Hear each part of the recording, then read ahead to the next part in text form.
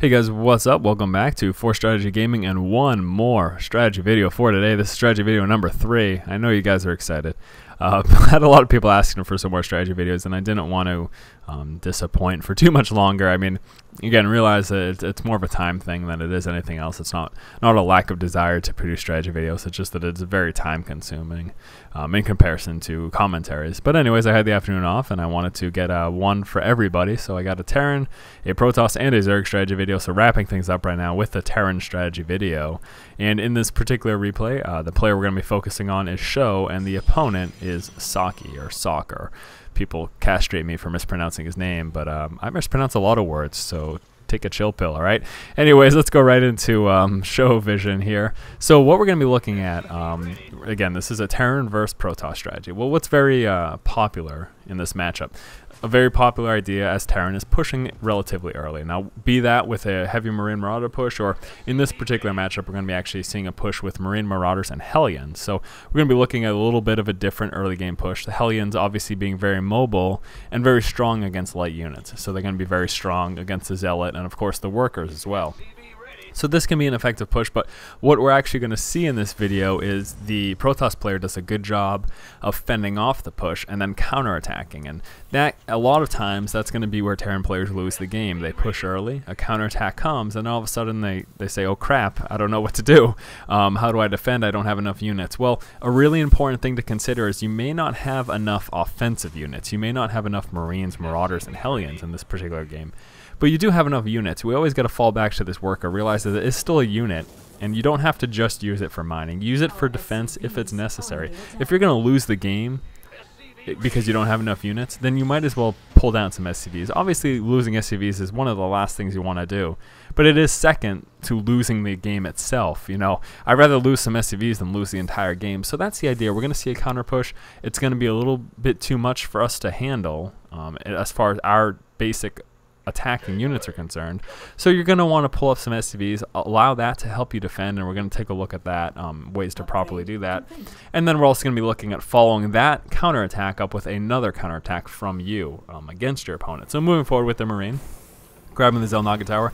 Something I want to say in this particular game, a little bit late here on the scouting. A lot of times you want to scout after that 10 depot, or at least after the 12 barracks you usually want to scout. So Sho scouting a little bit late. This is a little risky, you know. I mean, you could have very well seen a really early push that we would have been unprepared for. So just something to keep in mind. In your typical games, make sure you try to scout after that 10 depot or 12 barracks. But let's talk about, you know, the little Zealot chasing the Marine. Not going to be a problem, though. When you have additional Marines, just spread them out so that he can't easily move from one to the next, and it's going to allow them to shoot as well. And actually, let's watch this before we go back to the build order. So just going to be spreading out these Marines here. Okay, maybe not. Maybe I lied. But anyways, let's talk about the build order really quick. Anyways, we start off with a 10 depot, 12 barracks, 13 refinery, and 16 orbital command. Okay, so very, very standard opening. Obviously, you want to saturate that refinery as soon as is possible. Factory, here we go. This is what we're going to be seeing here. So nice little push coming from the opponent. Before I go back to the build order, I want to take a look at how to defend against this early Marine and Stalker push. And pretty much once your Marauder comes out, you just want to make sure you keep these units moving. Stay out of the range of the Zealot. You don't want that Zealot to be hitting your units. So try to make sure you keep those units moving. Whatever he's focused on, keep it moving and allow those other units to attack. There we go. So anyways, back to the build order here. So 18 factory, that's when that came down. 21 supplies to second barracks. And we're actually going to be seeing a third barracks off of one base at 35 supply. And I'm going to talk about that for a minute. You know, the general idea as Terran is that you can support 3 production buildings for one base. Here comes that push in just one moment. And we're going to go to that. But the general idea is you can support 3 production buildings off one base. But sometimes you might see players go for 4 or 5 production buildings. Well, how are they doing that? If the rule is, quote unquote, that you can only support 3.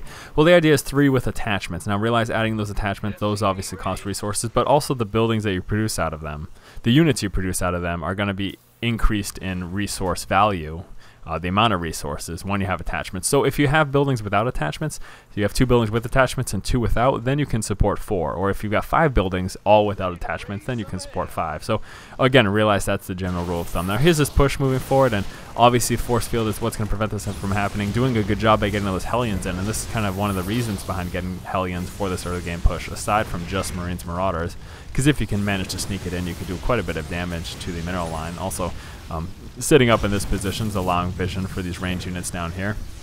But constant force field is going to make it pretty much impossible for you to push in. And this is basically an example of a Protoss opponent doing a good job of fending off this early push. And he basically, those force fields bought him enough time to get that Warp Gate research up and get that Immortal up. And once that Immortal's up, our Marauders are pretty much dead meat. So forced to pull back at that point, because we're not going to be able to do enough damage to justify continuing an attack. So here comes that. I'm going to try to poke up one more time, or is he going to pull back? But, I mean, at this point, it's going to be very difficult. Again, he can just continuously force field the ramp whenever he wants without vision of the high ground. We'd have to scan at this point. At this point in the game, there is no starport out. With an early push like this, there is no starport out, and there's no way for you getting constant vision of the high ground, just temporary vision with those scans. But at this point, a little bit too much. Once she's got, again, a couple Marauders out, the Zult's going to be chasing us down. It's just a little bit dangerous to continue to push through with this. So going to pull back to the base, and this is exactly what I was mentioning. You know, at this point, you have to worry about a counterattack. After he fends off that initial attack, a counterattack is really what's dangerous and really what you have to be concerned with. So back inside the base. Well, decisions you can make at this point. Now we see this expansion coming down. Started dropping that down when the push came out. When you push, it's a good time to expand, but dropping a bunker before this gets here, I mean, you can expect a counterattack if your push fails. So dropping a bunker right away, that's going to be a good idea to help fend this off. But if you don't, let's look at this scenario right here. I'm going to pause really quick. So we're in this position. We attacked. We tried to do damage. Protoss player did a great job, and he did what he was supposed to do by force fielding the ramp. We did manage to get a Hellion in, but it didn't do two Hellions in, but it didn't manage to do quite enough damage. So in this position right now, you can see here, these forces are going to do a really good job against what we have right here. Those Immortals are going to pretty much drop those Marauders almost instantly. The Stalkers are going to do well against the Marines, and obviously the Zealots will do well against both once they can manage to catch up. So what do you do at this point? Well, the decision is, do I just let these units die to an obviously stronger army? This army right here is obviously stronger than what we have. Do I just let those units die? No stim pack on the ground, and that's really what makes this makes it very difficult to try to pull off. So do I let these units die, or do I pull SCVs down? The choice is going to be pull SCVs down, use them to help defend. And let's pick this right back up, because when you know you're outnumbered, you need to do what you can to even up the numbers. So we're going to see those units pull down, and there's extra damage that's being done from here. It's also distracting fire. Every time you see these units turn around to attack those SCVs, they're not attacking your units. You can see right here, these guys turning around to attack the SCVs. That is allowing your actual damage dealing units, your real damage, the units that are meant to be offensive units, that's allowing them to freely attack without taking damage. And that's one of the big aspects of this.